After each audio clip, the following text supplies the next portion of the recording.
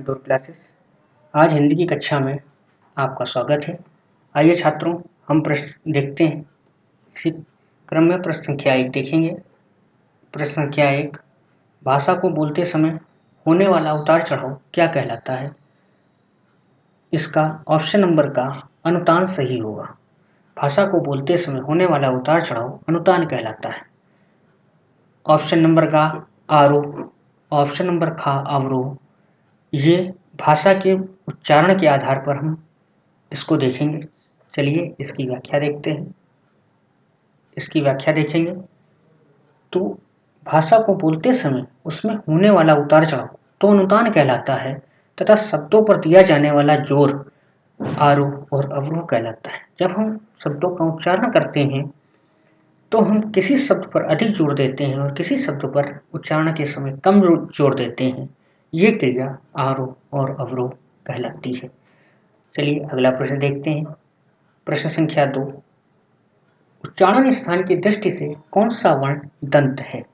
उच्चारण स्थान की दृष्टि से ऑप्शन नंबर का ता वर्ण दंत है। चलिए अगला प्रश्न देखते हैं इसी क्रम में। हिंदी वर्णमाला में कुल कितने अयोग वहां हैं?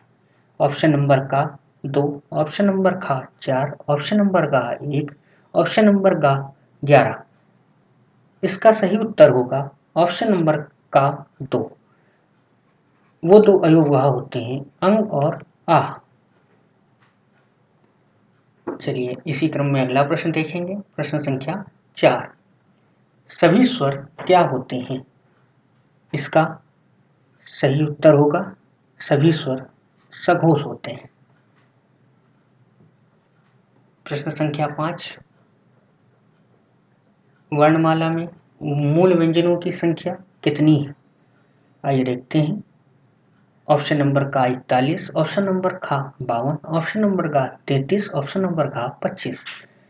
अब यहाँ देखिए छात्रों, आपको ऑप्शन नंबर का और ऑप्शन नंबर गा में एग्जामिनर दोनों ही ऑप्शन डाल देता है और छात्र यहाँ कंफ्यूज हो जाते हैं क्योंकि बात यहाँ मूल व्यंजनों की हो रही है।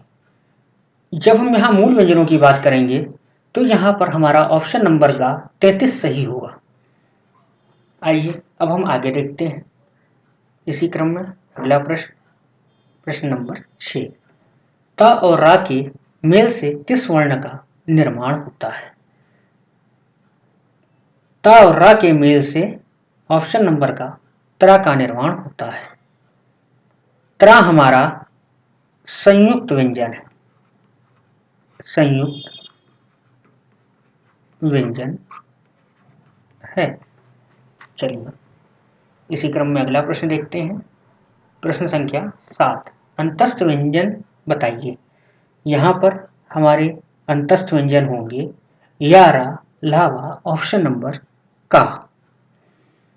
ऑप्शन नंबर खा हमारा संयुक्त व्यंजन है और आ ई ऊ री ये स्वर है, इसलिए यहाँ पर अंतस्थ व्यंजन हमारा ऑप्शन नंबर का यारा लावा सही। चलिए आगे देखते हैं।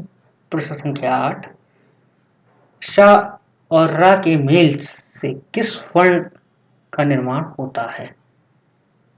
ऑप्शन नंबर का श्रा। ये भी एक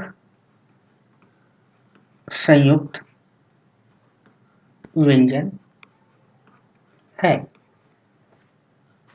चलिए अगला देखते हैं इसी क्रम में। प्रश्न संख्या 9, का उच्चारण स्थान क्या है? देखते हैं। यहाँ पर हम बात कर रहे हैं का के उच्चारण स्थान की, तो का उच्चारण स्थान ऑप्शन नंबर खा कंठ है। चलिए इसी क्रम में अगला प्रश्न, प्रश्न संख्या 10 देखेंगे। विवृत स्वर हैं। विवृत स्वर हमारे ऑप्शन नंबर का आ और ए होते हैं। चलिए इसी क्रम में अगला प्रश्न, प्रश्न संख्या 11, यहाँ पर थोड़ा सा टाइपिंग मिस्टेक है। ये बिंदी यहाँ नीचे आएगी और ये अंगा हो जाएगा। और ये किस प्रकार का व्यंजन है? ये हमारा उपक्षिप्त व्यंजन है। उच्छिष्ट व्यंजन इसे क्यों कहा जाता है? क्योंकि जब हम इसका उच्चारण करते हैं तो इसके उच्चारण में हमारी जबान उछलती है। उच्चारण करके देखिए, ड़ा। जब ड़ा बोलेंगे तो जबान उछल करके आगे को दांत से टकराती है, इसलिए इसे उच्छिष्ट व्यंजन कहा जाता है। चलिए आगे देखते हैं। प्रश्न संख्या 12, ऊ कौन सा स्वर है? यहां पर हम बड़े ऊ की बात कर रहे हैं, इस बात को आप लोग ध्यान से देखिएगा। वर्णमाला में आपको इसी प्रकार के प्रश्न देखने को मिलते हैं और हर परीक्षा में, चाहे वो TET, CTET, UP triple SC, super TET कोई भी हो, उसमें 2 से 3 प्रश्न आपको वर्णमाला के देखने को अवश्य मिलेंगे। इसीलिए वर्णमाला के प्रश्नों को अनिवार्य रूप से आप अधिक से अधिक करें। इसमें हमारा उत्तर होगा ऑप्शन नंबर का दीर्घ। चलिए आगे बढ़ते हैं। प्रश्न संख्या 13। प्रश्न संख्या 13 है, री वर्ण क्या है? ऑप्शन नंबर का व्यंजन है, ऑप्शन नंबर का मूल स्वर है, ऑप्शन नंबर का हस्व स्वर है और ऑप्शन नंबर का खा और गा दोनों है। अब यहां पर हम गौर से देखेंगे, संभवतः बच्चे इसमें क्या करेंगे, कोई मूल स्वर लगा देगा तो कोई हस्व स्वर लगा देगा। यही गलती आप लोगों को नहीं करनी है। इसमें इसका ऑप्शन नंबर खा और गा दोनों सही होगा। क्यों? क्योंकि हस्व स्वर को ही मूल स्वर कहते हैं। आपका प्रश्न इस प्रकार से भी बन जाता है कि हस्व स्वर का और किस नाम से हस्व स्वर को हम जानते हैं, तो मूल स्वरों के नाम से जानते हैं। चलिए इसी क्रम में हम आगे देखेंगे। प्रश्न संख्या 14, जीभ के प्रयोग के आधार पर स्वरों का उच्चारण स्थान बताइए।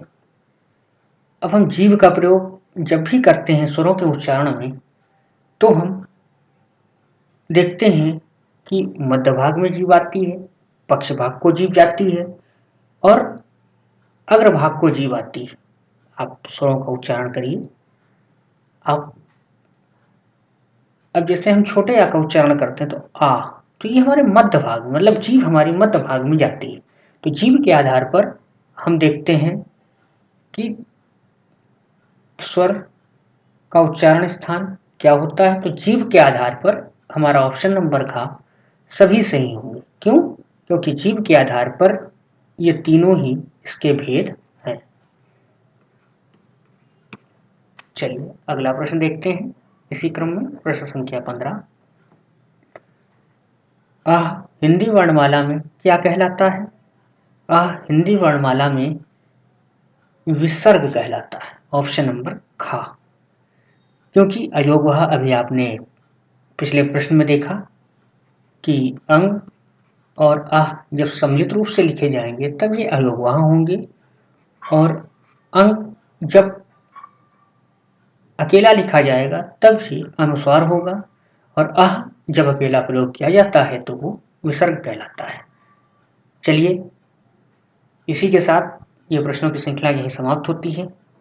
हमारे चैनल को आप अधिक से अधिक लाइक करें और सब्सक्राइब करें ताकि इससे छात्रों को अधिक से अधिक लाभ मिल सके।